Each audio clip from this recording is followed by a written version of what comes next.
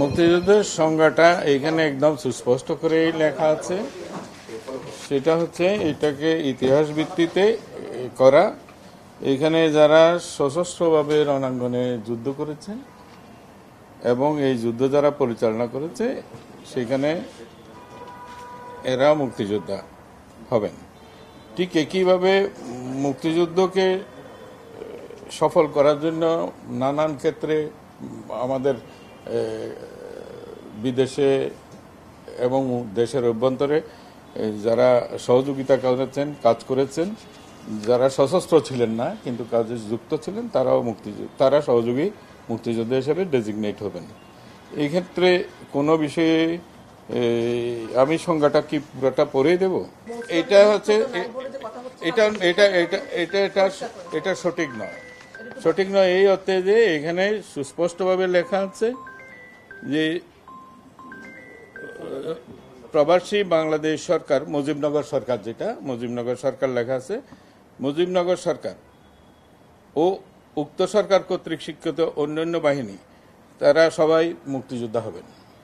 তার মানে মুজিবনগর সরকার ইটসেলফ এবং তার দ্বারাই স্বীকৃত অন্যান্য সকল বাহিনী যারা সশস্ত্রভাবে যুদ্ধ করেছে তারা সবাই মুক্তিযোদ্ধা হবেন। এটাই। তাহলে মুজিবনগর সরকারের মধ্যে কে ছিলেন? শেখ মুজিবুর রহমান ছিলেন, সৈয়দ নজরুল ইসলাম সাহেব ছিলেন, তাজউদ্দিন সাহেব ছিলেন, মনসুর আলী সাহেব ছিলেন, কামরুজ্জামান সাহেব ছিলেন, খন্দকার মুস্তাক সাহেব ছিলেন।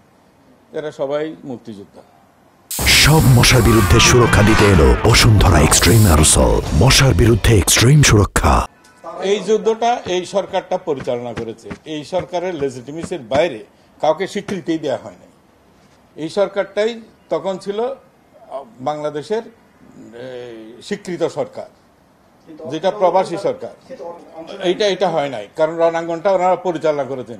তাইলে তো একই কথা আপনি সেক্টর কমান্ডারদের ব্যাপারেও বলতে পারেন। তারা কি যুদ্ধ করে নাই? যুদ্ধ ডিজাইন করেছে, যুদ্ধে কারা যাবে না যাবে সেটা পরিচালনা করেছে। ঠিক একই রকমের মুজিবনগর সরকার তো পুরো যুদ্ধটা পরিচালনা করেছে। মুক্তিযোদ্ধাদের জন্য রেশন কোথা থেকে আসবে, অস্ত্র কোথা থেকে আসবে, কি এগুলি সব এই সরকার করছে না। তো ফলে এইটা তো ঐতিহাসিক সত্য যে এই সরকার পুরো যুদ্ধটা পরিচালনা করেছে। তো এটা কেমন করে ইতিহাস পরিবর্তন করা যায়? এটা একটা মিসলিডিং হয়েছে নিউজ। এটা আমার মনে হচ্ছে যেন এটা সত্য হয় নাই। আমরা তো এখানে সুস্পষ্টভাবেই বলা আছে, ওইটা মুজিবনগরের কর্মচারীরা, ওখানে মুজিবনগর সরকারের অধীনে যে সমস্ত বেতনদারী কর্মচারীরা ছিল তাদেরকে বলা হয়েছে সহযোগী, সরকারকে বলা হয়নি। ওইটাই। আর এমপি এমএলএদের মধ্যেও যারা সশস্ত্রভাবে এসে যুদ্ধ করেছে তারাও মুক্তিযোদ্ধা। সর্বাঙ্গীনভাবে এইটাকে মর্যাদাশীল করা হয়েছে। এটা এই নয় যে যারা সহযোগী মুক্তিযোদ্ধা হবেন তারা মর্যাদা ক্ষুণ্ণ হয়েছে, এটা মোটেও না। কারণ ওই অবদানও অসাধারণ এবং সেইভাবেই ওনাদেরকে সম্মানিত করা হচ্ছে কে কি ধরনের ভূমিকাতে সেই সময় অংশগ্রহণ করেছিলেন। এই ক্ষেত্রে সুবিধাদি রাষ্ট্র কর্তৃক প্রদত্ত ভাতা ইত্যাদি নানান সুবিধার ক্ষেত্রেও কোনো বৈষম্য নাই, সবাই সমান। যারা মুক্তিযুদ্ধের কারণে ওই ভারতে গেছে, নানা রকমের কাজে তারা এনগেজ ছিল, সেখানে হয়তো সে কেউ স্বাধীন বাংলা বেতার কেন্দ্রে, তারপরে কূটনৈতিক এবং আদার অন্যান্য কাজে তারা ব্যস্ত ছিল, তারা সহযোগিতা করেছে। তারা তো রণাঙ্গনে এসে তো লড়াই করে নাই। আমি বলতে হচ্ছে মুক্তিযুদ্ধের সংগঠনগুলোর সাথে আমরা যখন অনেক কটা সিরিজ মিটিং করেছি এই সমস্ত সংগঠনগুলোর সাথে, তাদের সবারই দাবি এইটা শুধু আমরা নতুন করে প্রবর্তন করি নাই। এটা 72-তে ছিল, 72-এ ছিল, এই সেম এই যে সংজ্ঞাটা আমরা এখন দিলাম এইটা সেম ছিল। এটা পরিবর্তন করেছে 2018-তে এসে, এই সংজ্ঞাটাকে চেঞ্জ করেছে। 2022-এ এসে চেঞ্জ করেছে, দুইবার চেঞ্জ হয়েছে। এখন আমরা সেটাকে আবার ওই যে 72-এর সময় যে সংজ্ঞাটা ছিল, যখন ওই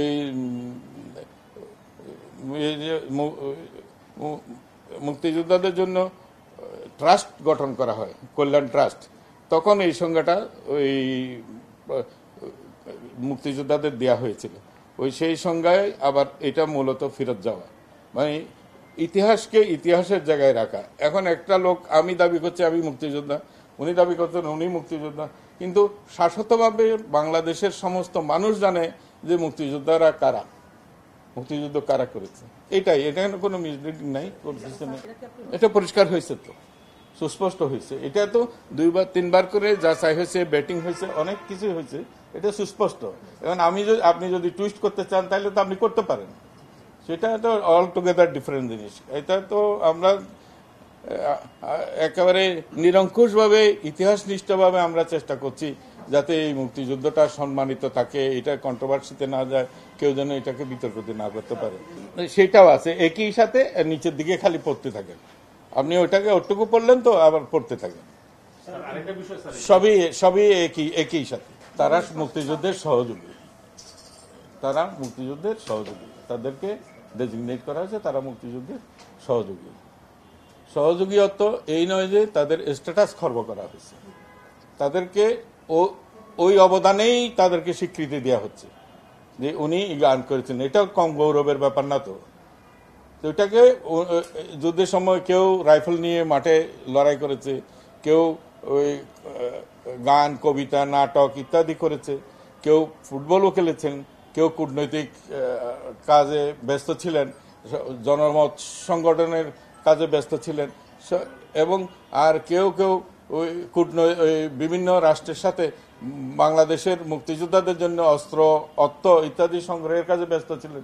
তারা সবাই সহযোগিতা, তখন সবাইকে মুক্তিযোদ্ধা করে দেওয়া হয়েছে। আই ডোন্ট নো, এটা তারা করেছিল, তখনকার সরকার করেছিল, আমি তো ঠিক জানি না যে করেছিল। আমরা যখন মুক্তিযোদ্ধাদের যাচাই ইত্যাদির যখন প্রশ্ন আসলো, তখন মুক্তিযোদ্ধারা বলল এরা তো মুক্তিযোদ্ধা না। এটা ডিফারেন্স অফ ওপিনিয়ন পাওয়া গেল, এবং প্রায় সব সংগঠনেই বলল যে মুক্তিযোদ্ধার সংজ্ঞা আগে যেটা ছিল সেটাই সঠিক ছিল, তো ওইখানেই ফিরত যাওয়া। এইরকম আসছে আমাদের কাছে বেশ কিছু, আমি সংখ্যাটা আপনাদের কাছে বলবো না এবং তাদের নামও ডিসক্লোজ করবো না, সো দ্যাট সামাজিকভাবে তারা ডিগ্রেডেড হবে, এটা এখন উচিত না।